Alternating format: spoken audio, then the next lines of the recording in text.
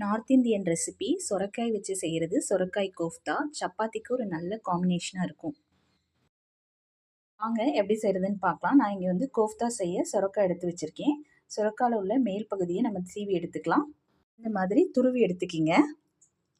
துருவி வச்சுருந்த சொரக்காவை இந்த மாதிரி ஃபில்டரில் துணி வச்சு நல்லா புழிஞ்சு எடுத்துக்கிங்க. சொரக்காயில் வந்து தண்ணி விடும், அதனால் நல்லா புழிஞ்சு எடுத்துக்கிங்க. இந்த மாதிரி நல்லா புழிஞ்சு எடுத்துக்கிங்க. சொரக்காலேருந்து ஃபில்ட்ரு பண்ண தண்ணி இது. நீங்கள் வந்து பெப்பர் தூள் போட்டு குடிச்சிக்கலாம். இது நமக்கு தேவையில்லை. எடுத்து வச்சுருக்க சொரக்காயில் ஒரு பெரிய சைஸ் வெங்காயம் பொடியாக கட் பண்ணது அதை சேர்த்துக்கலாம். ஒரு பச்சை மிளகா, சின்னதாக ஒரு இஞ்சி, 4 பல் பூண்டு பல் எல்லாம் துருவி வச்சுருக்கேன், அதையும் சேர்த்துக்கலாம். மஞ்சத்தூள் 1/2 டீஸ்பூன், ஜீரகத்தூள் 1/2 டீஸ்பூன், மிளகாத்தூள் 1 teaspoon, Kashmiri chilli 1/2 teaspoon, garam masala 1/2 teaspoon, அரிசி மாவு 2 டீஸ்பூன்,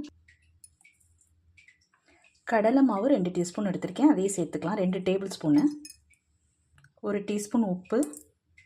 தண்ணி தெளிக்காமல் பிசைஞ்சு எடுத்துக்கலாம். இந்த மாதிரி சின்ன சின்ன உருண்டையாக ரெடி பண்ணிக்கிங்க. நான் எண்ணெய் ஊற்றிருக்கேன், எண்ணெய் நல்லா காஞ்சிருச்சு. இங்கே நம்ம எடுத்து வச்சுருக்க சொரக்காய் பால்ஸ்லாம் நம்ம பொரித்து எடுத்துக்கலாம். மிதமான தீயில் வச்சு பொரிச்சிக்கிங்க, இல்லைன்னா உள்ளே வேகாது. ஃப்ளேமை குறைச்சி வச்சே பொரிச்சிக்கிங்க. இந்த மாதிரி கோல்டன் ப்ரௌன் வந்தோடனே நம்ம எடுத்துக்கலாம், இல்லைன்னா அரிசி மாவும் கடலை மாவும் அந்த ராஸ்மல் இருக்கும். பேன் வச்சு 2 டீஸ்பூன் எண்ணெய் ஊற்றிருக்கேன். இதில் வந்து 2 பச்சை மிளகா, ஒரு 6 பல் பூண்டு பல் எடுத்திருக்கேன், ஒரு துண்டு இஞ்சி எடுத்திருக்கேன், அதை சேர்த்துக்கலாம். பெரிய வெங்காயம் 2 நீளவாக்கில் கட் பண்ணது, அதையும் சேர்த்துக்கலாம்.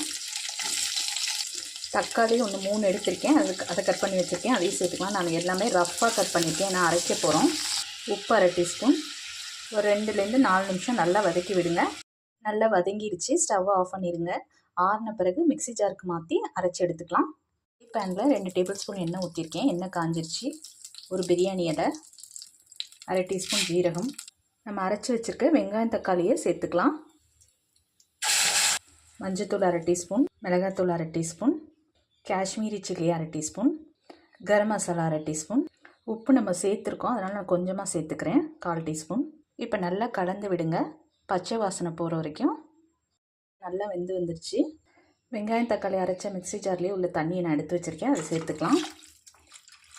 நல்லா கொதி வந்துருச்சு. இங்கே நான் கஸ்தூரி மேத்தி எடுத்திருக்கேன், அதை சேர்த்துக்கலாம். காஞ்ச வெந்தயக்கீரை, இது கூடவே கொத்தமல்லி இலை, இது சேர்த்து ஒரு 2 நிமிஷம் கொதி வரட்டும்.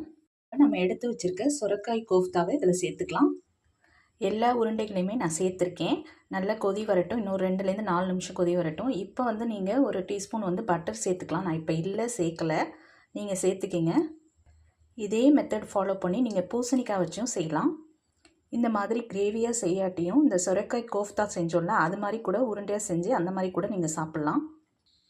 நீங்களும் இந்த அருமையான சொரக்காய் கோஃப்தாவை ட்ரை பண்ணி பார்த்துட்டு கமெண்ட் பண்ணுங்கள். சப்பாத்தி, ரொட்டி, நான் எல்லாத்துக்குமே நல்லாயிருக்கும்.